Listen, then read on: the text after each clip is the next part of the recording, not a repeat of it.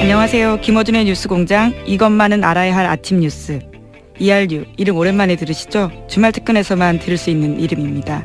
이 코너를 담당하고 있는 시사인 김은지입니다. 박근혜 전 대통령이 재판 보이콧에 나섰습니다. 박 전 대통령은 지금의 재판을 정치 보복으로 규정했습니다. 그러면서 박근혜 전 대통령 변호인단 7명도 전원 사임했는데요. 국선 변호인 선임이 결정됐지만 재판 차질이 불가피해졌습니다. 외롭고 쓸쓸하고 자신의 처지가 힘들다라는 것을 여론에 호소하고 있는 모양새인데요. 한편으로 생각해보면 씁쓸합니다. 박근혜 전 대통령이 4년 동안 국정 운영하면서 법치를 그렇게 강조했었거든요. 그런데 정작 자신이 불리하고 마음에 들지 않는 상황이 오니까 법치를 전면으로 부정하고 있는 겁니다. 또 요즘은 국회 앞에서 대통령 박근혜를 외치고 있는 소위 그리고 자칭 태극기 부대 모습을 볼 수 있는데요. 그분들이 정말 박근혜 전 대통령을 사랑하고 있다면 전직 대통령으로서 최소한의 채통은 지켜달라라고 요청해야 되는 게 아닐까 싶은 생각이 듭니다. 10월 21일 뉴스공장 주말 특근 지금 바로 시작합니다.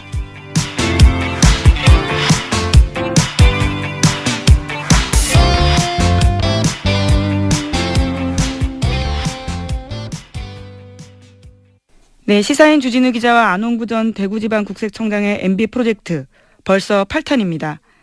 지난 16일 월요일 2부에 보내드린 내용인데요. 다시 들어보시죠.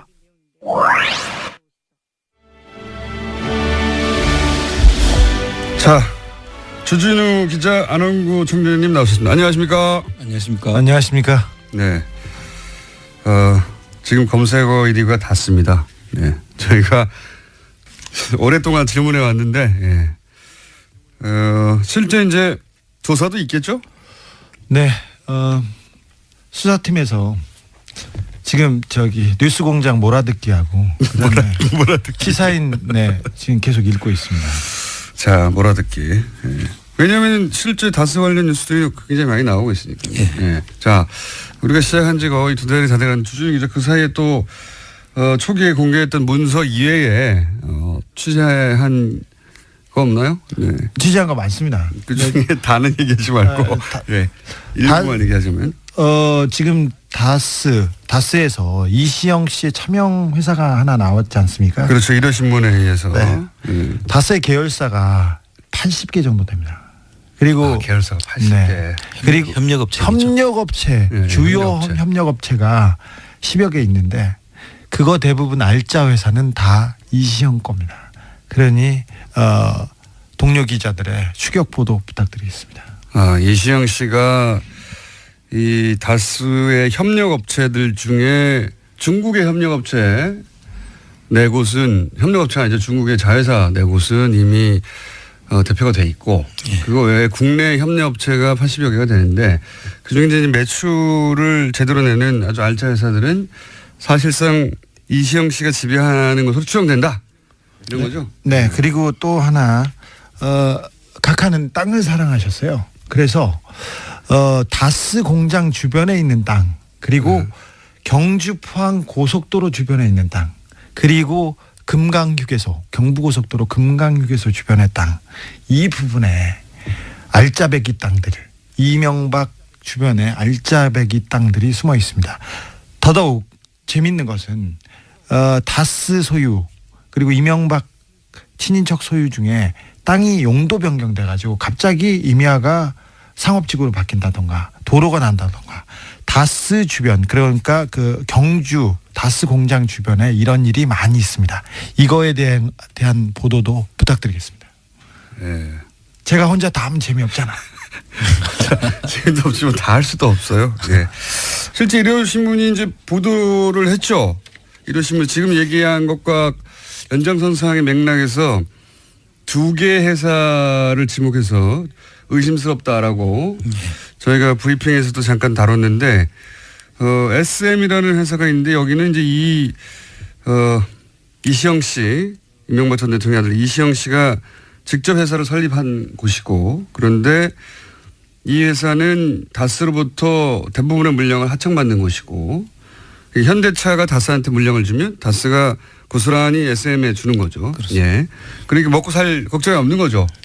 그런데 이 SM은 자본금이 1억에 불과한데 알고 봤더니 다른 다스 협력업체 400억대 자산 몇십 배 큰 회사를 인수했더라.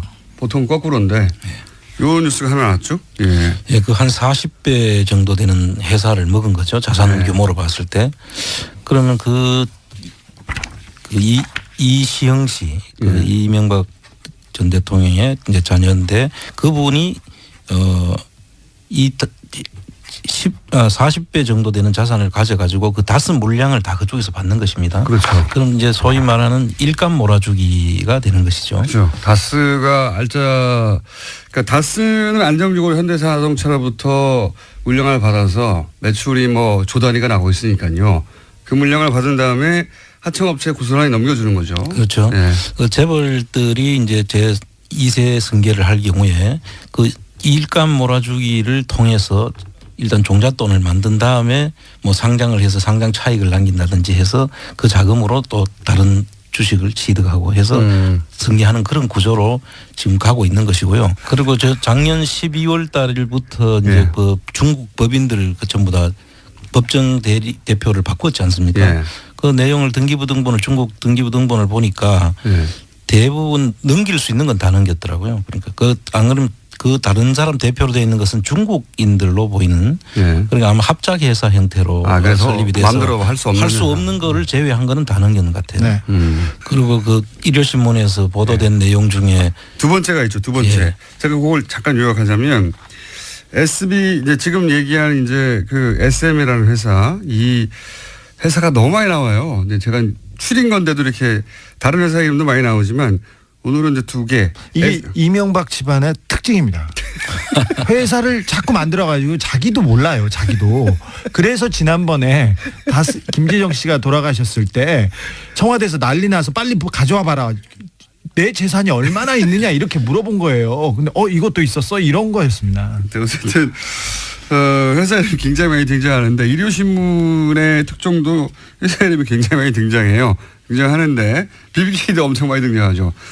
그중에서 이제 핵심만 요약하면 이 시영 씨가 세운 회사가 하나 있다. 그 회사가 다스로부터 전량 하청을 받는다.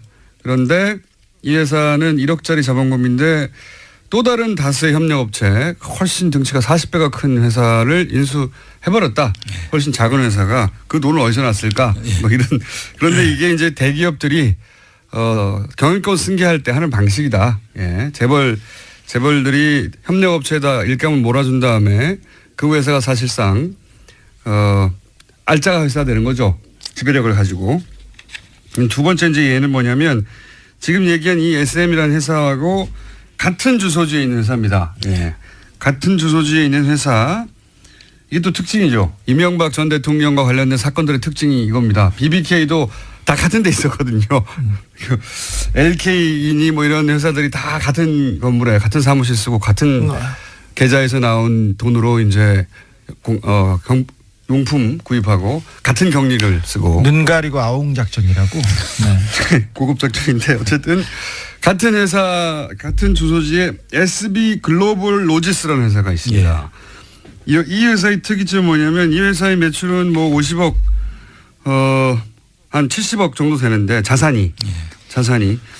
근데 이 회사가 갑자기 1,485억을 작년에 다수로 지급을 합니다. 이 회사의 자산 규모를 볼 때 그 이전에도 없었고 왜냐하면 2013년, 2015년 이 회사의 매출액이 5천만 원대예요. 5천만 원대인데 1,450억 원. 예, 1,485억 원. 85억을 작년에 갑자기 다스로 입금하는 희한한 일이 벌어집니다. 이거는 어떤 의미가 있습니까? 그 매출을 일부러 일으키는 경우가 있거든요. 그런 경우는 보통 주식회사에서 상장돼 있는 경우에 실제로 매출이 없는데 매출을 부풀려서 그렇죠. 마치 이 회사가 영업이 잘 되는 것처럼 해서 주가를 올릴 때 하는 건데 예. 이거는 지금 상장 회사는 아니거든요. 그러니까요. 그런 경우에는 이제 매출을 실제로 그렇게 지금 갑자기 그렇게 늘어날 수가 없잖아요. 그 그렇죠. 공장이라면 뭐 그 라인도 있을 테고 생산 라인이 따로 있을 텐데 그 예. 갑자기 늘어났다는 이야기는 자금을 이전하기 위한 경우가 생길 수가 있습니다. 자금을 이전하기 위한 경우다. 예. 갑자기 돈이 이쪽에서 필요한 경우에 예. 매출을 일으켜서 실질적인 매출은 안 일어났는데 자금을 옮기기 위해서 매출이 일어난 것처럼 했을 가능성이 충분히 있죠. 이게 진짜 이상한 것은 SB 글로벌 로지스라는 회사는 다스에 납품하는 회사예요. 그러면 물건은 여기서 다스로 가고 돈은 다스에서 일로 가야 되는 거예요. 거꾸로가 되죠. 예. 그런데 기록상으로는 이 조그만 납품업체가 1,485억을 다스에 입금하는 겁니다. 이런 일이 있을 수가 있습니까? 게다가 그 회사는 말씀드렸다시피 매출이 2013년, 2015년이 5천만 원, 6천만 원대예요. 이런 일이 있을 수 있어요. 이명박 주변 회사에서는 다 이래요. 그런데 2013년, 2015년에는 5천만 원, 6천만 원대 매출이었는데 2016년 다음에 갑자기 1,485억을 거꾸로 다스에 입금하는 겁니다. 놀라운 일이죠. 예. 다스의 하청회사지만 이것도 하나 주목해 봐야 되는데 다스는 현대차하고는 뗄래야 뗄 수 없는 관계입니다. 그리고 다스 매출이 폭발적으로 증가한 게 이명박 대통령이 시장이 됐거나 대통령이 됐을 때인데 두 번의 점프가 있는 거죠. 네, 점프가 있는데 그때도 어떤 경우가 있냐면요. 정몽구 회장이 갑자기 특별 사면을 받아요. 근데 그분은 대법원에 법원에 잉크가 마르기도 전에 30 며칠, 40 며칠 안에 그냥 특별 사면을 받고 그러는데 그 이후에 말랐겠죠. 30일이면. 네. 그 이후에 갑자기 이렇게 회사가 생기거나 자회사가 생기거나 아니면 돈 거래가 있거나 그렇습니다. 이게 다스 현대차의 고리도 이렇게 눈여겨 보시면 기자분들이 굉장히 큰 기사를 발견할 수 있습니다. 답답해 죽겠네. 이 SB 글로벌 로지스라는 회사는 특이한 점이 자산이 대부분 현금이에요. 네. 그렇습니다. 대부분 현금인데 이 경우에는 이제 회사를 청산하거나 없애버리기가 쉽죠. 그렇습니다. 예, 문제가 되면 싹 없애버리는 거죠. 예. 그런데 이제 이건 2개 정도의 회사를 일요신문이 이제 추적한 것이고 80여 개가 있다고 하니 네. 추적해 보면 네. 많은 게 나올 것 같습니다. 네. 굉장히 쉽습니다. 2007년에 지금 BBK 수사 얘기 나왔는데 지금 이명박 대통령 그 내부자한테서 문자가 하나 왔습니다. 문자 하나 얘기하고 본론으로 가겠습니다. 이거 괜찮겠습니까? 네. 지금 리얼타임으로 벌어진 일이기 때문에 2007년에 삼성병원 특실에서 이상은 회장 그러니까 다스 회장 조사받으면서 한나라당 경선이 있었습니다. 2007년에. 그렇죠. 네. 이명박 박근혜 그렇죠. 큰 경선이었죠. 한나라당 경선까지만 해도 MB는 죽었구나 했답니다. 그랬는데 아하. 대선 후보가 MB로 결정된 후에 180도 검사들이 바뀌어가지고 오히려 막 덮어줘가지고 저도 신기했습니다. 안 먹히던 내용도 다 들어줍니다. 억지 주장도 다 오케이 합니다. 라고 당시 이 관련자였던 사람한테서 문자가 온 거예요? 이명박의 가신한테서 지금 오늘 연락이 본론이 그거였지 않습니까? 네. 지금 이제 본론으로. 검찰의 결론에 따라가더라도 도곡동 주인과 그리고 다스 주인과 그리고 BBK 주인이 지금까지 말해왔던 거하고 다른 제3자 아니냐 이거죠. 그렇습니다. 예. 네. 그게 오늘의 핵심 본론인가요? 아니죠. 이제 본론으로 가셔야죠. 아직 안 했죠. 이걸 자락으로 깔아놓고 그다음에 검찰이 당시에 어떻게 이걸 털어주느냐를 얘기하려고 했는데 그렇죠. 시간이 1분 남았어요. 어떻게 해요 이거. 원래 오늘 주제는 이거는 본론은 네. 당시 검찰은 이 많은 의혹들을 어떻게 정리하였는가. 어떻게 덮어줬느냐. 특별히 후반부에 대해서는 검찰이 이명박의 돈을 어떻게 숨겨줬는지 두 번의 특검이 있었지 않습니까? BBK 특검과 내곡동 특검. 그 당시에 이명박 대통령과 그 다스의 자금을 들여다볼 기회가 특검에는 있었어요. 실질적으로 다스를 하면서 다스를 특검하면서 돈이 나왔어요. 100억 원대 비자금이 나왔는데 그걸 어떻게 덮어주었느냐, 돈을 어떻게 검찰이 덮어주었느냐가 핵심인데 그 핵심에 들어가기 전에 설명만 잔뜩 하다가 자, 이 본론은 다음 주에 이어서 하도록 하겠습니다. 본론도 못 들어가고 끝났습니다. 주진희 기자, 안하고 청정했습니다. 감사합니다. 네, MB 프로젝트 8번째 순서 주제는 검찰이 BBK 의혹을 어떻게 덮었나였는데요. 역시나 본론에 들어가지도 못하고 끝이 났습니다. 최근 들어서는 새롭게 BBK 관련된 보도가 나왔기 때문에 또 관련 뉴스들에 대해서 할 이야기들이 많지만요. 앞선 이야기를 하다 보니까 시간이 부족했던 건데요. 검찰과 특검이 그동안 BBK, 다스, 도곡동 땅 의혹 어떻게 덮었는지는 다음 주 월요일 7시 반에 이어서 진행할 예정이라고 합니다. 이번엔 잘 될지 모르겠는데요. 기대하고 있겠습니다. 주진우 선배의 MB 프로젝트는 시사인에서 첫 보도하고 뉴스공장에서 2달 정도 계속했더니 어느새 국민적 관심사가 됐습니다. 그래서 다스는 누구 겁니까? 라는 해시태그와 댓글도 확산되고 있는데요. 지난주에 공식적으로 그 문장 정했었죠. 그 내용들 여러 가지 뉴스 기사에서 댓글로 볼 수 있습니다. 다스 실소유주 찾기 얼마 남지 않은 것 같습니다. 시사인도 힘내서 계속해서 보도하겠습니다. 정의당 노회찬 원내대표의 노르가즘, 뉴스공장 최고의 인기 코너인데요. 18일 수요일 3부에 보내드린 노르가즘, 다시 한번 들어보시죠.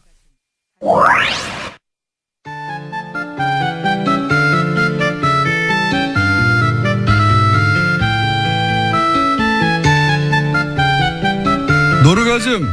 네. 이 제목 참 잘 정했습니다. 저희가 정한 게 아니고, 예. 한 달여 가까이 여러 가지 이름으로 전전하다가 여기에 정착했습니다. 정의당 노회찬 원내대표 나오셨습니다. 안녕하십니까? 네, 안녕하십니까? 예. 의원님? 예. 다스는 누구 겁니까? 왜 알면서 묻습니까? 다스는 누구 겁니까? 근데 이게 굉장히 그 영향이 큰 것 같아요. 네. 모든 사람이 지금 근데 다스는 누구 겁니까? 이게 뉴스공장이 생각보다 영향이 큽니다. 예. 예. 모든 댓글이 이걸로 달리고 있어요, 요즘. 예.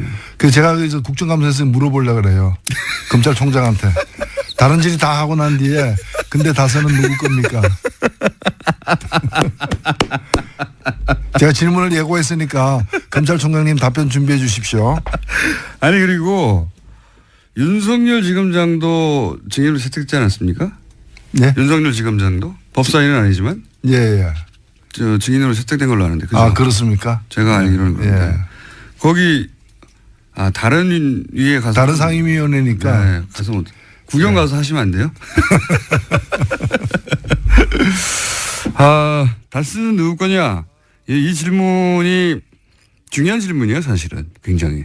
예, 결국은 그 이전의 땅 문제, 그 이후에 BBK 주가 조작 문제 다 연결되어 있는 거거든요. 그리고 그 이후에 140을 돌려받기 위한 어떤 직권 남용 문제, 굉장히 많은 사건이 연루돼 있는 겁니다, 사실. 이미 또 뭐 며칠 전에도 고발됐더라고요, 직권남용으로. 네. 그리고 대통령 임기 때는 공수시효가 중지되기 때문에 네. 예, 다 살아 있습니다. 그렇습니다. 다행히. 예. 그래서 대통령 임기 중에 직권 남용이 있었다면 그때는 형사소추가 되지 않는 대신에 공소시효가 정지되어 있기 때문에 지금 살아있다. 네, 공소시효 남은 것들이 많습니다, 사실. 네. 다스는 누구 겁니까? 중요한 질문입니다. 검찰총장도 뭐 증거가 나오면은 제한 없이 수사한다고 했으니까 수사될 가능성이 대단히 높다고 봐야겠죠. 예, 제가 며칠 전 법사위에서 법무부 장관에게도 똑같이 물었어요. 물었는데 뭐라고 일단 물었어요? 제가 조사를 한 바로는 이 이명박 전 대통령이 국정원법이라거나 공직선거법 그다음에 특정경제가중처벌법의 네. 국고손실죄, 뭐 정보통신망법상 명예훼손, 뭐 군형법상 정치관여죄 제목이 6개가 넘어요. 진짜 이게 앞으로 나올 제목까지 합하면 한 다스 넘을 수도 있어요. 근데 이걸 다 조사를 해봤더니 최소 징역 5년. 최소 징역 5년. 예, 그리고 최대 무기징역까지 받을 가능성이 있습니다. 최소가 5년이군요. 예, 그 범죄 지금 이제 혐의가 있는 그 제목 중에서 가장 그 처벌이 약한 게 5년이라는 뜻이고, 예, 그리고 이제 제일 센 거 이제 국고손실죄 같은 경우는 굉장히 세거든요. 네. 여기 이제 적용이 되면은 무기징역까지도 가능한 거죠. 국고손실, 특히 자원외교에 국한해서 본다 하더라도 국고손실의 신화적인 사례를 남기지 않았습니까? 그렇죠. 예. 대한민국 최고죠. 예. 제대로 수사가 될 수 있을지 모르겠습니다. 근데 되기만 한다면은 하여튼 이런 이런 선거도 가능하다.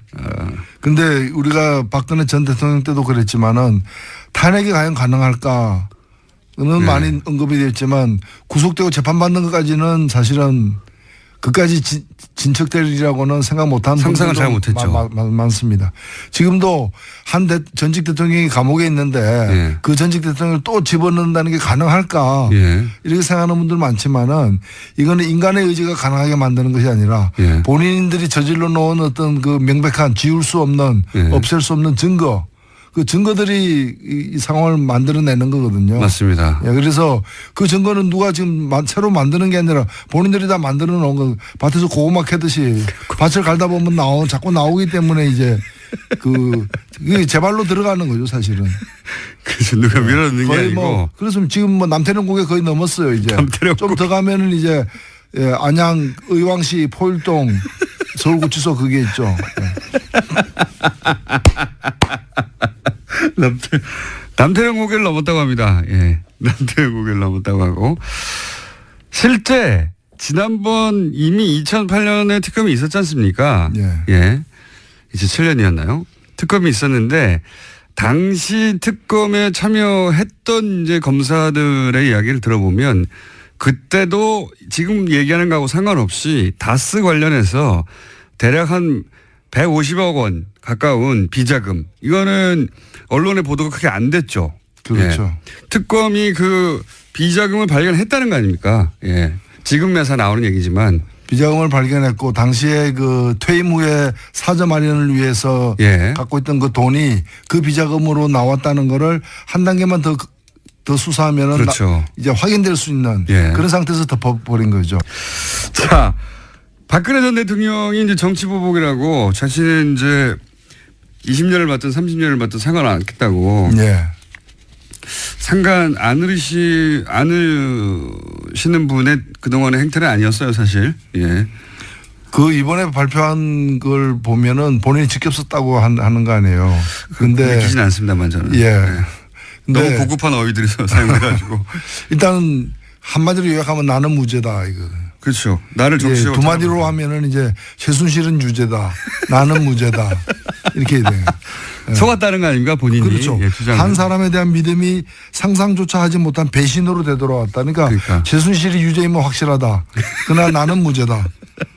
그 누구로부터 부정한 청탁을 받거나 들어준 사실이 없다라는 거잖아요. 예. 나는 무죄다라고 얘기하면서 이제 향후 재판부는 재판부의 뜻에 맡기겠다. 예. 재판은. 그 얘기는 이제 나는 무죄니까 너가 뭐라고 너는 아마 나를 유죄로 할 것 같은데 예. 나는 뭐 마음으로는 승복하지 않겠다라는 거죠. 예. 그러니 밖에서 나를 지지하는 분들은 더욱 더 떠들어달라 이런 얘기도 거기에 행간에 들어있는 거죠. 그러니까 예. 저를 믿고 지지해 주시는 분들이 있고 언젠가는 반드시 진실이 밝혀질 것이다. 그러니까 자기를 믿고 지지해 주는 분들이 있어야 된다는 거죠. 예. 계속 있어 달라 이제 계속 있어 달라. 지금 국회에서도 그래서 단식도 하고 그러잖아요. 네, 한 분 단식하고 계시죠. 박근혜 전 대통령은 출당이 되긴 되겠죠? 예, 그거는 뭐 거의 지금은 그래서 이제 출당까지 뭐 험악하게 해야 되느냐 예. 본인이 혹시 나가실 수는 없을까요?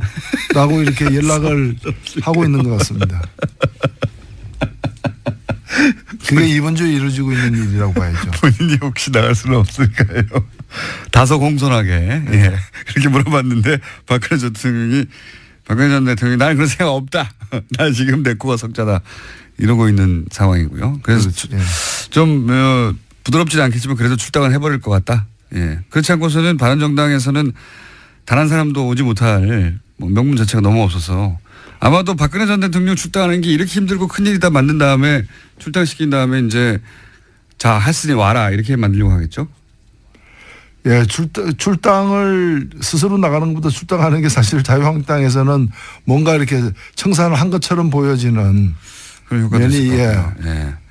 뭐 바람 불어가지고 휴지가 날아가는 것보다는 손으로 집어가지고 휴지통에 넣는 식으로 이제 그렇게 청소한 것 같잖아요. 그러면 뭔가. 청소한 것 같잖아요. 청소한 것 같잖아요. 이제 남은 거는 자 그렇게 바른정당 내부의 분들도 인정하고 있으니까요. 사실상 이렇게 분당 수준으로 탈당이 되고 나면 그러면 바른정당 남은 분들하고 소위 자강파하고 국민의당의 안철수계하고 어떻게든 연대나 결합을 모색할 것이다. 이런 얘기 있지 않습니까? 그 가능성은 어떻게 보십니까? 조선일보는 제발 그래달라고 하는 바람인 것 같던데 국민의당이 혹시라도 다수가 민정을 할까?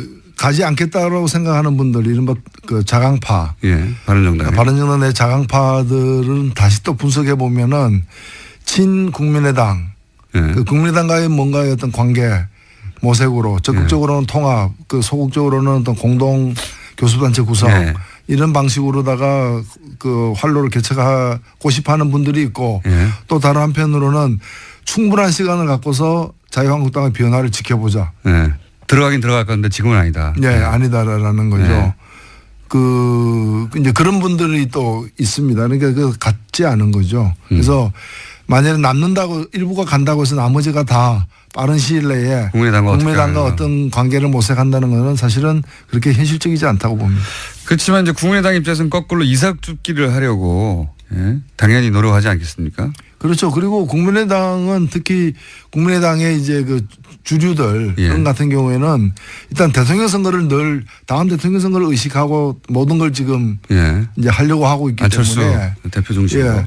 결국에는 다음 대통령 선거 때 자유한국당에서 후보를 제대로 된 후보가 나올 가능성이 적다라고 보고 자유한국당의 지지까지 받는 범보수연합의 후보가 되고 싶어하는 경향이 날이 갈수록 진해지지 않을까. 안철수 예. 대표가 그런 점에서 이 바른정당을 본다는 거죠. 왜냐하면 지금은 바른정당하고 어떤 관계를 바른정당하고 국민의당 사이에 다리를 놓을까 말까 하고 있지만 다리를 놓았는데 가보니까 그 바른정당이 또 자유한국당하고 다리가 이미 있더라. 예. 이게 지금 하나의 섬과 섬을 잇는 거지만은 결국에는 이 두 개가 이어질 때 또 다른 섬하고도 이어질 수 있는 예. 결국에 어찌 보면 바른정당이라는 게 자유한국당하고의 거래를 하는 데 있어서의 중간 어떤 교두보로 예. 이렇게 의미가 있을 수 있다라고 보는 게 아니냐. 예. 그렇게 보시는 거군요. 예. 그래서 그 국민의당에서 그 바른정당을 갖다가 이렇게 가볍게 보지 않을 거라고 봅니다. 그거는 그 20명 혹은 이제 떠나고 남은 뭐 열 몇 명 이 중에서라기보다는 이게 결국에는 그 자유한국당으로 원래는 이게 육지였는데 이제 어떻게 하다 보니까 바다에 섬이 된 그런 땅이라는 거죠. 바른정당이. 그러니까 자유한국당에 가 있는 보수 지지 세력도 끌어서 본인의 지지 기반으로 만들고 싶어하는 욕망이 있다. 예. 그렇기 때문에 그런 의미에서의 바른정당의 소용, 그 쓰임새가 있다는 거죠. 중간지대로서. 네.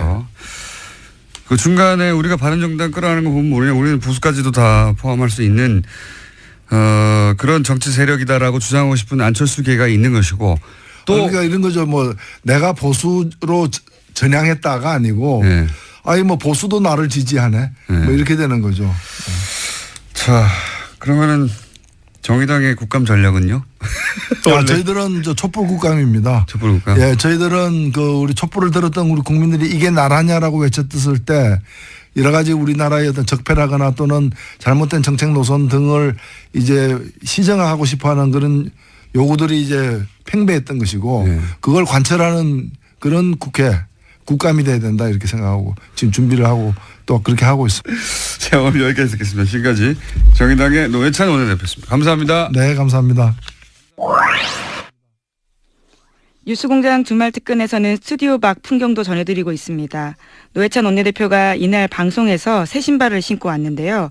굽을 3번이나 덧대 신던 구두가 너무 낡아서 버리고 10년 만에 운동화 겸용 새 신발을 장만했다고 합니다. 요즘 유행하는 말로요. 근검절약정신 그레이트입니다. 그런데 노회찬 원내대표가 인기에도 불구하고 후원금 모금 실적은 저조하다라고 합니다. 정치 후원금은 10만 원까지 연말정산해서 그대로 돌려받을 수 있는데요. 여러 청취자분들께서 후원 방법 문의해 오셨는데 포털 사이트에서 노회찬 국회의원 홈페이지 찾아보시면 자세하게 아실 수 있습니다. 또 뿐만 아니라 다른 국회의원들도 후원하고 싶으시면요. 다 이런 방법으로 할 수 있는데요. 우리 정치를 응원하는 방법들이 이런 식으로 후원한다라는 것들 알고 계시면 좋을 것 같습니다.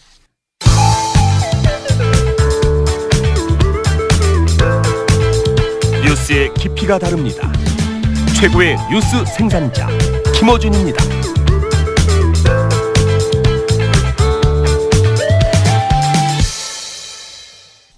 더불어민주당 박용진 의원이 삼성전자 이건희 회장 차명계좌 의혹과 관련해서 화요일과 수요일 이틀에 걸쳐 출연했습니다. 다시 한번 들어보시죠. 어제 저희가 브리핑 시간에 전해드린 삼성그룹 이건희 회장의 차명계좌, 네. 이병철 회장의 돈이었다고 사실은 했었던 2008년에 밝혀진 차명계좌에 있었던 4조 5천억 원을 실명 전환하지 않고 이건희 회장이 찾아갔다. 이런 얘기 전해드렸죠. 이 의혹을 최초로 제기한 더불어민주당 박용진 의원 스튜디오에 나오셨습니다. 안녕하십니까. 안녕하세요. 반갑습니다. 저희가 16분 남았기 때문에 마음이 급하네요. 초스피디하게 정리를 한번 해보죠. 자, 우선 2008년 특검이 밝힌 차명계좌 내용을 좀 알려주십시오. 간단합니다. 486명의 계좌 이름으로 1199개의 계좌가 있었다. 예. 규모는 4조 5천억 원이다. 예. 이게 원래 불법 비자금이라고 고발이 됐는데요. 그런데 특검은 아니에요. 다 이병철 회장이 다 물려줬답니다. 예. 그래서 이건희 회장의 개인 돈이랍니다. 이렇게 해서 밝혀졌죠. 차명계좌가 대부분 이제 삼성 직원들, 임직원들의 명의로 돼 있었던 거죠. 예, 임직원들이나 그 가족이나 뭐 이렇게 해서 나눠져 있었는데요. 이 일이 있고 나서 삼성이 2008년 4월 17일 날, 이게 제 생일인데요. 4월 17일 날, 삼성 특검 결과가 발표가 되고요. 4월 22일 날 삼성이 대규모 그 사장단이 다 나와서 인사를 하면서 세 가지를 약속했죠. 실명 전환하겠습니다. 차명 계좌는 실명 전환하겠습니다. 두 번째로, 그동안 미뤄진 세금 같은 거 다 낼게요. 그리고 남은 돈은 개인적으로 유용하지 않겠습니다. 사회에 좋은 일에 공헌하겠습니다. 이렇게 했어요. 근데 하나도 안 지킨 거죠. 그러니까요. 그래서 다들 그냥 막연하게 그런 약속을 공개적으로 했고 워낙 큰 사건이었기 때문에 이 돈은 세금이 다 지불되고 나서는 이제 좋은 일에 쓰이고 있겠거니 했는데 네. 그게 아니라면서요. 예. 이 돈 어떻게 됐습니까? 금융실명법에 따르면 원래 이런 차명계좌는 실명 전환을 하게 될 경우에 과징금 50% 예. 그리고 그동안에 과징금 50%라는 거는 1억이면 5천만 원을 낸다는 거죠. 그렇습니다. 예. 예. 그리고 그동안에 안 냈던 그 이자소득세와 배당소득세 이런 세금을 다 내도록 지금 되어 있거든요. 90%를 내라고. 그래서 저희가 이제 그 금융위원회나 등등이 이제 확인을 해서 이제 접근했었던 건 뭐냐면 그러면 이거를 그 금융실명제법에 의한 실명 전환을 해야 되는데 왜 그렇게 하지 않았냐? 실명 전환하지 않고 그냥 차명인 채로 이건희 회장 개인 계좌에 이체하거나 혹은 그냥 해지를 한 다음에 현금으로 찾아갔거나 그렇게 해서 다 이건희 회장이 가져가 버렸다는 거 아닙니까? 그 과정도 해괴예요. 원래는 금융실명제법에 따르면요. 그 명의인 가령 홍길동이란 다른 사람이 이름을 빌려주면 그 차명 명의인 있잖아요. 홍길동이 그 사람이 와서 본인임을 확인하고 그걸 해지하거나 전환시켜주거나 당연히, 이렇게 해야 되거든요. 당연히 그렇죠. 그렇게 안 했다는 거예요. 그걸 어떻게 했다는 겁니까? 더 파악을 해봐야 되는데 삼성의 임직원들이 비서실에서 우르르 와가지고 사사사삭 찾아갖고 한꺼번에 정리하고 간 것 같아요. 당사자가 아니라. 예, 이것도 금융당국이 사실은 정확하게 했었어야 되는데 그렇게 안 한 것 같고요. 오늘 마침 금융감독원에 대한 국정감사를 하거든요. 그거 확인해 보려고 합니다. 제가 한 명은 찾았습니다. 아주 유명한 사람. 누구요? 김용철 변호사. 예, 그분이 이 삼성 비자금 사건을 최초에 폭로했던 사람이고 그렇죠. 본인 이름으로 나중에 퇴직하고 3년 뒤에 보니까 본인 이름으로 52억 원 정도의 차명 계좌가 있었다는 거예요. 그거 확 인출해 버렸어야 되는 건데. 그러라니까. 그거 자기 돈 아니라고 계속 가서 왜 자꾸 나한테 세금 물리냐고 가서 따졌다고 그러더라고요. 그런데 이분이 자기는 가서 명의인인 김용철 변호사가 가서 그거를 해지하거나 전환한 적이 없는데 어느 날 느닷없이 이게 이건희 명의로 가 있었던 거죠. 하나는 확실하죠. 그런데 이제 다른 돈들도 그 삼성 임직원 해당 명의자가 나타나가지고 이걸 일단 해지한 다음에 현금으로 찾아서 그걸 본인이 가서 이건희 회장 계좌 입금한 게 아니라 삼성에서 비서들이 쫙 와가지고 한꺼번에 해결하고 갔다. 네. 그랬을 가능성이 상당히 많아서 오늘 확인해 보려고 합니다. 그런 의혹이 하나 있고. 그러면 이렇게 그러니까 실명 전환을 할 때 발생하는 4억 5천이면 4조 5천억이면 2조 2,500억 정도는 세금으로 냈어야 될 돈이 아니에요. 그냥 그렇죠? 뭐 단순하게 계산하면 그렇죠. 근데 과징금과 세금. 근데 이게 벌써 90년대 얘기니까 그 사이에 냈어야 되는 세금까지 다 하면 엄청난 금액 아닙니까? 거의 탈탈 털릴 거다 이렇게 보는 거죠. 금융실명제가 의원님 탈탈 털릴 거가 뭡니까? 아, 그런 건 제가 예. 아니 그러니까 뭐 보통 그 금융실명제 도입의 취지 중에 하나가 하여간 앞으로는 실명으로 거래해라. 그러지 않으면 돈 숨기지 말라는 그런 거죠. 거를 다 우리 걷어가겠다라고 하는 거죠. 이거를 그러면 그렇게 해도 된다고 봐준 데가 어딥니까? 금융실명제와 관련된 어떤 해석과 집행에 대한 부분은 금융위원회가 가지고 있습니다. 금융위에서. 예. 금융위에서 이렇게 해줘서 이렇게 할 수 있었던 거죠.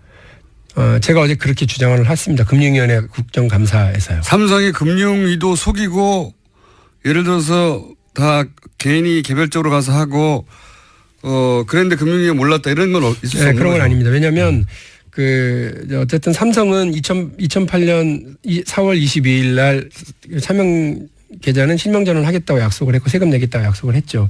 그런데 그 해 말에 2008년 말에 다 찾아가면서 과연 세금을 냈는지 안 냈는지 아무도 안 알려줍니다. 이 조세 정보 관련해서는. 그래서 국세청도 관련이 있다는 얘기네요. 국세청에서도 안 알려줬어요. 그래서 나중에 어떻게 하다 보니까 경제개혁연대가 보낸 공문에 2009년도에 그 냈습니까라고 확인을 했는데 금융위가 이거를 실수인지 뭔지 알려줘요. 알려주면서 안 냈네요. 안 낸 이유가 뭡니까? 실명 전환 의무가 없는 계좌입니다. 이렇게 알려준 거예요. 왜 실명 전환 의무가 없는 계좌예요? 그거는? 그 금융위원회는 1997년도에 대법원 판결에 보면 그렇다. 그러니까 차명 계좌도 실제 존재하는 사람의 이름으로 열어놓은 거면 그건 실명이지 비실명이 아니다라는 거예요. 말도 안 되는 소리 아니니까. 그러니까 우리 김어준 진행자께서 한 100억 정도 저한테 주시면서 박용진 요 100억 잘 관리하고 제 이름으로 넣잖아요. 근데 내가 죽지만 않으면. 그럼요. 그러면 이제 그 실제 소유자가 이 김어준임에도 불구하고 박용진 명의로 인정해주고 이건 실명 계좌니까 그 실명 전환하지 않아도 되고 그 따라서 과징금도 안 내도 되고 이런 거죠. 그래서 실명제의 근본을 내치는 거 아닙니까? 맞죠. 무슨 둔갑술도 아니고. 그래서 저희가 어제 이거는 그 금융위 해석대로면 금융실명제가 아니라 차명결의 촉진법 아니냐. 국민 여러분 널리 그 다른 사람 이름으로 감추셔도 돼요. 이렇게 해주는 거예요. 금방 죽지 않을 사람이면 누구든지 해도 된다는 거 아닙니까? 말도 안 되는 건데. 근데 더 웃긴 건 뭐냐면 금융위가 그 근거가 뭐냐 물어봤더니 97년도 대법원 판결이라는 건데 그 97년도 대법원 판결에서 그런 얘기가 나오는 거는 보충 의견, 2명의 보충 의견일 뿐입니다.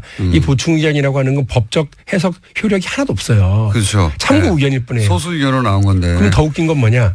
그 다음에 98년도에 차명 계좌는 실명 전환 대상이다라고 하는 대법원 판결이 투명하게 나와요. 98년도에. 당연하죠. 그러려고 실명제 한 건데. 그런데 2008년도에 이건희 차명 계좌에 대해서는 97년도 보충 의견을 끌어다가 그렇게 했으니까 괜찮다라고 해준 거예요. 노력 많이 했네요. 대단한 거죠. 그리고 더 웃긴 건 뭐냐면 공부를 잘해야지 이것도 불법도 합니다. 금융실명제법에 대해서 니네 은행들 이렇게 지켜 하고 지침서를 종합편람을 만들어서 2008년도에 뿌립니다. 그거 안 지키면 어떻게 되냐 물어봤더니 징계한답니다.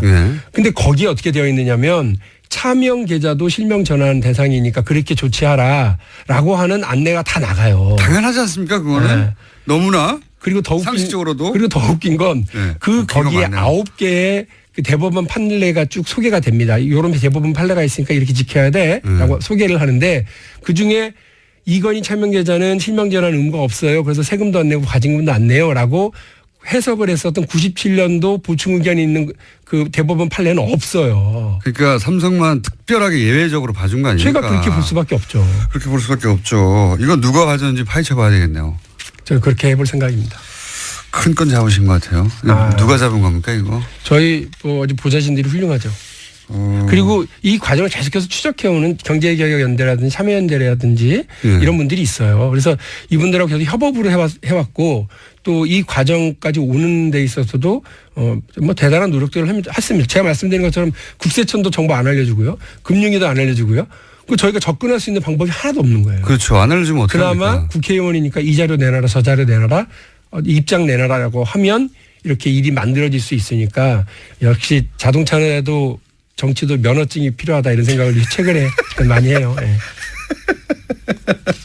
시민단체 분들 화나라고 하시는 거예요? 아니에요. 그분들 덕분이다. 당신들은 국회의원이 아니기 때문에 모르고. 아, 이거 대단한 사건인데요. 생각해보니까 10년 전에 대한민국을 발칵 뒤집었던 사건입니다. 그리고 어쨌든 이제 돈은 찾아냈으니까 세금을 적절히 내고, 물론 그 과정도 탐탁치 않은 부분이 있죠. 이거를 다 인정해 줬으니까요. 아버지 재산이라고. 네. 그런데 그 세금을 한 푼도 안 냈다는 거 아닙니까? 10년 지나고 다시 한번 봤더니. 네. 대단합니다, 삼성이. 근데 그걸 또 금융감독이요? 금융위원회요. 금융위원회. 네. 금융감독위원회하고 금융위원회하고 다른 거예요? 저도 국회의원 되기 전에 몰랐는데요. 네. 금융위원회가 따로 있고요. 금융감독원이 따로 있습니다. 이건 근데 금융위가 금융위원회가 해석 권한이 있습니다. 해석 권한이 법적 해석 있다. 권한이. 네. 예. 이거 정말 큰 건입니다, 아주. 근데 또 하나 재밌는 걸 말씀드리면 어제 저희한테 반박을 하면서 박용진 의원님 왜 이러십니까? 대법원이 최종적으로 차명 계좌는 그것도 실명이라고 한다면 지금 방금 말씀하신 논리대로. 예. 예. 그리고 차명 계좌 2009년도에 대법원 판결은 최종적으로 차명 계좌는 그것도 실명이니까 그냥 그 이름이 사람이 소유주다라고 인정하자라고 하는 대법원 판결이 나왔어요. 그러나 이것도 역시 가로 열고 원래 돈 소유주가 따로 있다고 하는 게 확인되는 것은 엄격하게 확증되면 그 부분은 별도다라고 하는 게 따릅니다만 2009년도에 그런 판례가 나왔는데 왜 자꾸 저희를 힘들게 하십니까? 그러더라고요. 그래서 제가 그랬죠. 무당이냐. 2008년도에 삼성이 다 그 돈 찾아갈 동안에 눈 감고 있었던 걸 2009년도에 대법원 판결이 나올 건 줄 알고 그렇게 했다는 얘기냐 그랬더니 거기에 대해서 말을 못 하더라고요. 그러니까 이 문제에 자기 금융위원회가 아무 책임이 없다라고 하는 얘기를 하기 위해서 온갖 이야기를 다 갖다 끌어서 지금 하고 있는 중이에요. 이거는 아주 큰 사건이 될 수도 있을 것 같습니다. 액수도 너무 크고. 네. 그리고 당시 금융위원장이 누구죠? 이름 까먹었습니다. 이명박 대통령이 임명했던 분입니다. 이름을 까먹었어요. 네. 뭐가 갑자기 허술해지는데요. 자, 당시를 되돌아가서 당시 금융위가 어떻게 돌아갔는지, 누가 책임이었는지, 어떤 커넥션인지 밝혀야 될 사안인 것 같고요. 지금 이제 막 시동을 거신 것 같아 보니까. 네, 이제 시작입니다. 네. 또 있습니까? 삼성과 관련해서 지금 보니까 이제 이런 건덕의 큰 건은 막 하다 보면은 곁가지를 막 치면서 새로운 사실을 막 알게 되잖아요. 네.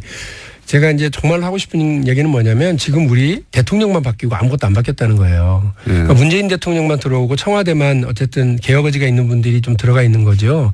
그리고 장관 한 명씩 앉혀봐야 아무 의미도 없고 사실은 대한민국은 관료들이 끌고 가고 있는 사회입니다. 자, 보세요. 금융위원회가 금융실명제를 엄격하게 적용했어야 함에도 불구하고 그렇게 하지 않음으로써 이건희 회장은 그 특검 수사 이전에는 삼성생명 지분이 4%밖에 없었어요.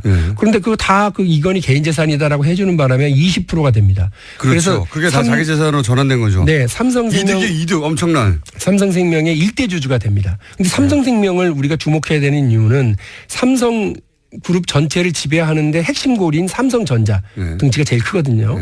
이 삼성전자를 누가 더 많이 장악하느냐가 삼성그룹 지배의 핵심이거든요. 그렇죠. 그런데 삼성생명은 삼성전자 주식을 8.12%나 가지고 있는 국민연금을 제외한 일대 주주예요.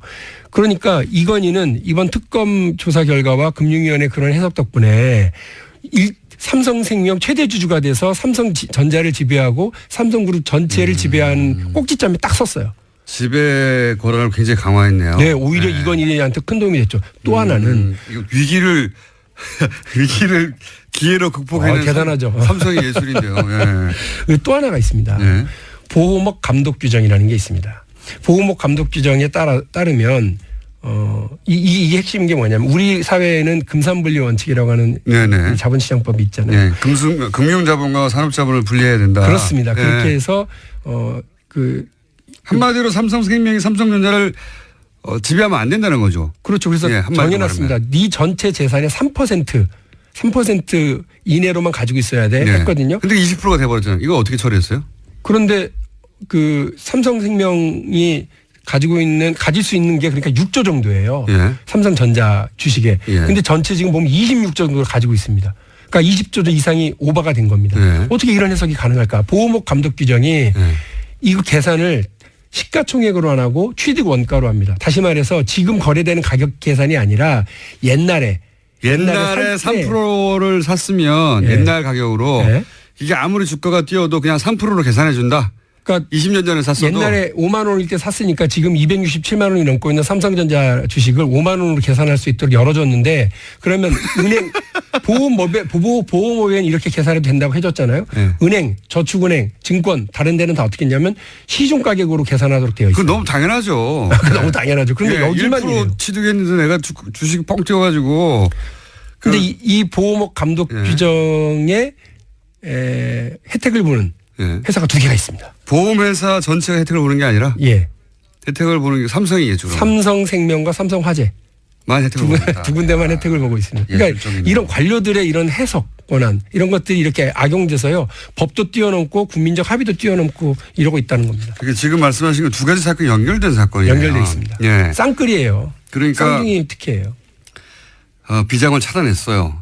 그래서 한 변호사의 용감한 폭로로 인해 가지고 삼성의 비자금이 4조 5천 원이나 수면으로 나왔습니다. 네. 이 돈을 이제 말씀하신 대로 세금 내고 어쩌고 다 하면 다 털릴 네. 정도의 액수인데 그 액수의 세금을 한 푼도 안 냅니다. 예. 그것도 이제 불법이지 않냐 문제가 많다 하고 있는 건데 근데 그 돈이 삼성생명으로 갑니다. 네. 그렇죠? 그래서 삼성생명의 지분이 20%가 넘어버렸어요. 이건희 회장의 일대 주주가 됐죠. 그러면서 삼성전자의 장악력이 훨씬 높아졌어요. 그렇습니다. 예, 집에. 왜냐하면 소위 말하는 순환 출차 구조에 의해서. 그렇습니다. 예. 그런데 그렇게 하려고 했더니 이렇게 20%가 넘어가니까 금산분리 원칙에 따라서 그러면 안 됩니다. 안 되죠. 팔아야 돼요. 네. 근데 안 팔게 해주려고 처음에 샀을 때 가격으로 계산해 준다라고 해석을 해줘요. 네. 그랬더니 그 혜택을 삼성만 받더라. 네. 이런 거네요. 예. 아이고 재밌네요. 어렵지만 국민들이 꼭 알아야 될 굉장히 중요한 건이네요. 네. 앞으로 더 파주십시오. 예. 박영진 의원이었습니다. 고맙습니다. 네, 같은 주제로 이틀 연속 스튜디오에 출연하는 것은 매우 이례적인 일인데요. 그만큼 삼성의 이건희 회장 차명 계좌 의혹이 중요한 사안이란 뜻입니다. 그런데 사안의 중대성에 비해서 다른 언론의 후속 보도가 아직 저조한데요. 삼성 앞에서 유독 작아지는 한국 언론 지형을 그대로 보여주는 것 같아서 씁쓸합니다. 시사인이 지난번에 장충기 문자 보도했을 때도 비슷한 장면들을 목격한 바가 있는데요. 그래서 그런지 더욱더 신경 쓰이는 모습들입니다. 차명계좌 의혹의 실체가 제대로 규명돼서 국민의 재산인 과징금과 세금이 철저히 징수돼야 할 것으로 보입니다. 인터넷에 그런데 다스는 누구 겁니까? 라는 댓글이 폭주하고 있습니다. 많이들 보셨죠? 또 SNS에서도요. 같은 내용의 해시태그가 줄을 잇고 있습니다. 김어준의 뉴스공장에서도 이러한 내용의 문자 댓글이 쏟아지고 있습니다. 다스 실소유 의혹을 가장 오랫동안 제기한 프로그램으로서 보람을 느낀다라고 합니다. 하지만 이제 시작이죠. 검찰과 특검 수사에서도 밝히지 못했던 다스 실소유주. 이제는 밝혀야 합니다. 그래서 다스는 누구 겁니까? 뉴스공장 주말특근. 오늘 준비한 순서는 여기까지입니다. 저는 월요일 아침에 다시 찾아뵙겠습니다. 감사합니다. 시사인 김은지였습니다. 몰아주기를 통해서 일단 종잣돈을 만든 다음에 뭐 상장을 해서 상장 차익을 남긴다든지 해서 그 자금으로 또 다른 주식을 취득하고 해서 승계하는 그런 구조로 지금 가고 있는 것이고요. 그리고 저 작년 12월 달부터 이제 예. 중국 법인들 전부 다 법정 대표를 바꿨지 않습니까? 예. 그 내용을 등기부등본을 중국 등기부등본을 보니까 예. 대부분 넘길 수 있는 건 다 넘겼더라고요. 그러니까 안 그러면 그 다른 사람 대표로 되어 있는 것은 중국인들로 보이는 예. 그러니까 아마 합작회사 형태로 그래서 설립이 돼서 마음대로 할 수 없는 거를 제외한 거는 다 넘기는 것 같아요. 네. 그리고 그 일요신문에서 보도된 내용 중에 두 번째가 있죠. 두 번째. 예. 제가 그걸 잠깐 요약하자면 SB 이제 지금 얘기한 이제 그 SM이라는 회사 이 회사가 너무 많이 나와요. 근데 제가 추린 건데도 이렇게 다른 회사 이름도 많이 나오지만 오늘은 이제 두 개. 이게 이명박 집안의 특징입니다. 회사를 자꾸 만들어가지고 자기도 몰라요. 자기도. 그래서 지난번에 김재정 씨가 돌아가셨을 때 청와대에서 난리 나서 빨리 가져와 봐라. 내 재산이 얼마나 있느냐 이렇게 물어본 거예요. 근데 이것도 있었어? 이런 거였습니다. 어쨌든 회사 이름이 굉장히 많이 등장하는데 일요신문의 특종도 회사 이름이 굉장히 많이 등장해요. 등장하는데 BBK도 엄청 많이 등장하죠. 그중에서 이제 핵심만 요약하면 이 시영 씨가 세운 회사가 하나 있다. 그 회사가 다스로부터 전량 하청을 받는다. 그런데 이 회사는 1억짜리 자본금인데 또 다른 다스의 협력업체 훨씬 등치가 40배가 큰 회사를 인수해버렸다. 훨씬 작은 회사가 그 돈을 어디서 났을까? 뭐 이런. 그런데 이게 이제 대기업들이 경영권 승계할 때 하는 방식이다. 예. 재벌들이 협력업체에다 일감을 몰아준 다음에 그 회사가 사실상 알짜가 회사가 되는 거죠. 지배력을 가지고. 두 번째 이제 예는 뭐냐면 지금 얘기한 이 SM이라는 회사하고 같은 주소지에 있는 회사입니다. 예. 같은 주소지에 있는 회사. 이게 또 특징이죠. 이명박 전 대통령과 관련된 사건들의 특징이 이겁니다. BBK도 다 같은 데 있었거든요. LK이니 뭐 이런 회사들이 다 같은 건물에 같은 사무실 쓰고 같은 계좌에서 나온 돈으로 이제 용품 구입하고 같은 경리를 쓰고. 눈 가리고 아웅 작전이라고. 네. 고급 작전인데 어쨌든 같은 회사 같은 주소지에 SB 글로벌 로지스라는 회사가 있습니다. 예. 이 회사의 특이점은 뭐냐면 이 회사의 매출은 뭐 50억 한 70억 정도 되는데 자산이. 근데 이 회사가 갑자기 1,485억을 작년에 다수로 지급을 합니다. 이 회사의 자산 규모를 볼 때 그 이전에도 없었고 왜냐하면 2013년, 2015년 이 회사의 매출액이 5천만 원대예요. 5천만 원대인데 1,450억 원. 예, 1,485억 원. 85억을 작년에 갑자기 다스로 입금하는 희한한 일이 벌어집니다. 이거는 어떤 의미가 있습니까?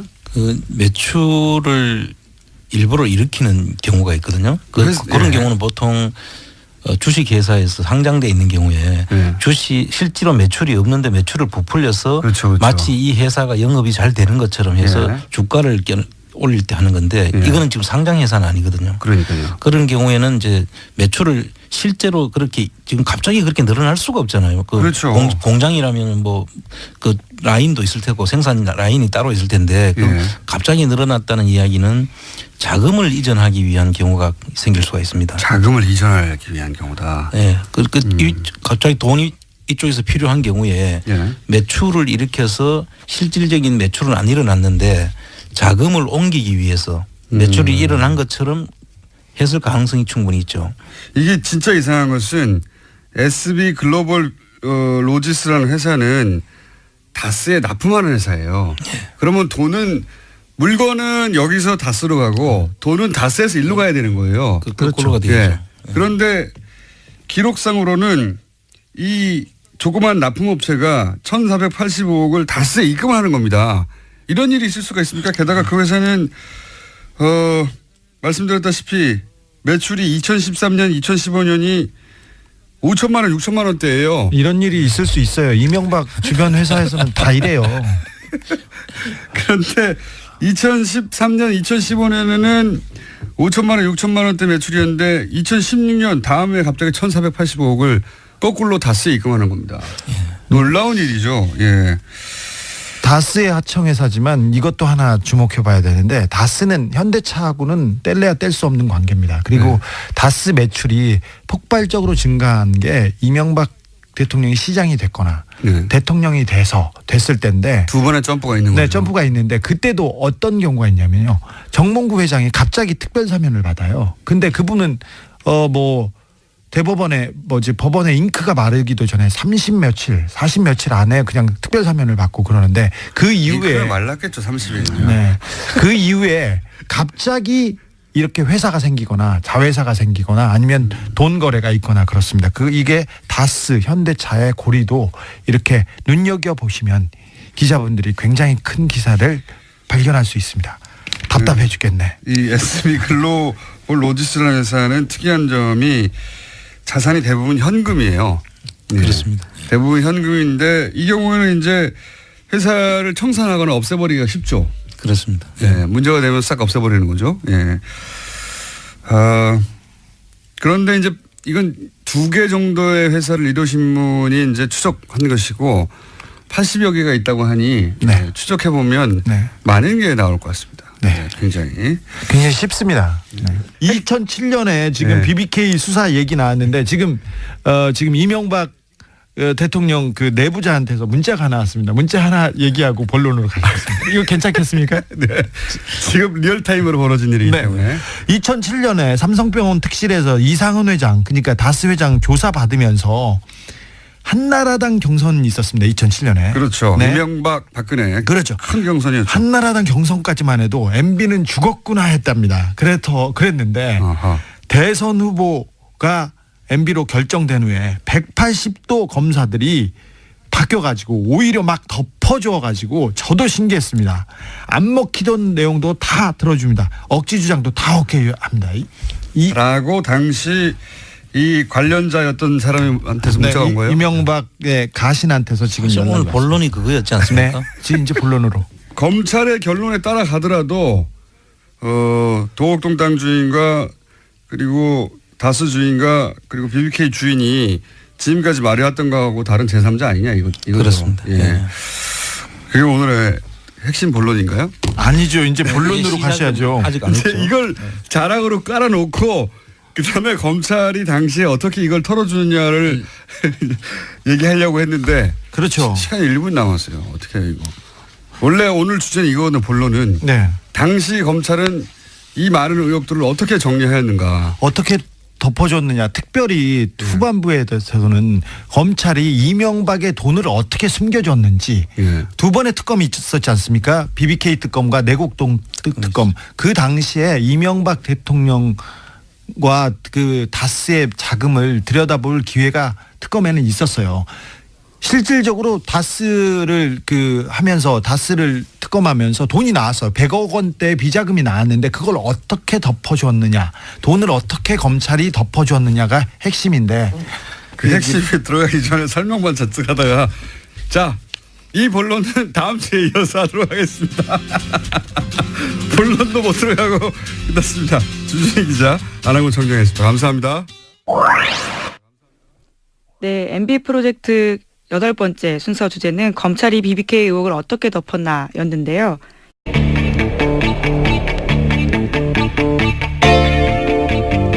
안녕하세요. 김어준의 뉴스공장, 이것만은 알아야 할 아침 뉴스. ERU, 이름 오랜만에 들으시죠? 주말 특근에서만 들을 수 있는 이름입니다. 이 코너를 담당하고 있는 시사인 김은지입니다. 박근혜 전 대통령이 재판 보이콧에 나섰습니다. 박 전 대통령은 지금의 재판을 정치 보복으로 규정했습니다. 그러면서 박근혜 전 대통령 변호인단 7명도 전원 사임했는데요. 국선 변호인 선임이 결정됐지만 재판 차질이 불가피해졌습니다. 외롭고 쓸쓸하고 자신의 처지가 힘들다라는 것을 여론에 호소하고 있는 모양새인데요. 한편으로 생각해보면 씁쓸합니다. 박근혜 전 대통령이 4년 동안 국정 운영하면서 법치를 그렇게 강조했었거든요. 그런데 정작 자신이 불리하고 마음에 들지 않는 상황이 오니까 법치를 전면으로 부정하고 있는 겁니다. 또 요즘은 국회 앞에서 대통령 박근혜를 외치고 있는 소위 그리고 자칭 태극기 부대 모습을 볼 수 있는데요. 그분들이 정말 박근혜 전 대통령을 사랑하고 있다면 전직 대통령으로서 최소한의 채통은 지켜달라라고 요청해야 되는 게 아닐까 싶은 생각이 듭니다. 10월 21일 뉴스공장 주말 특근 지금 바로 시작합니다.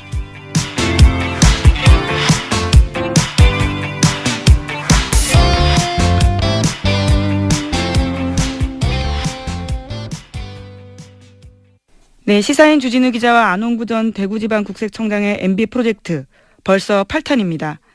지난 16일 월요일 2부에 보내드린 내용인데요. 다시 들어보시죠.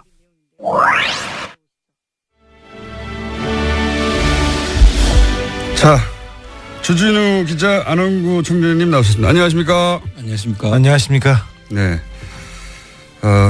지금 검색어 1위가 닿습니다. 네. 저희가 오랫동안 질문해 왔는데, 예.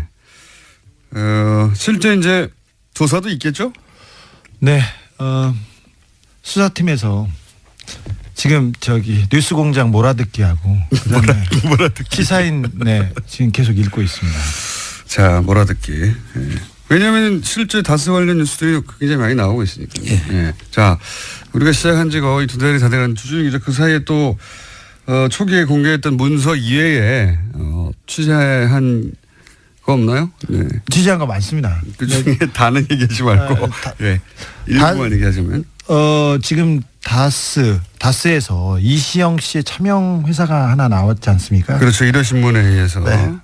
다스의 계열사가 80개 정도 됩니다. 그리고 계열사가 80개. 네. 그리고 협력업체 네, 주요 협력업체가 10여 개 있는데 그거 대부분 알짜 회사는 다 이시영 겁니다. 그러니 동료 기자들의 추격 보도 부탁드리겠습니다.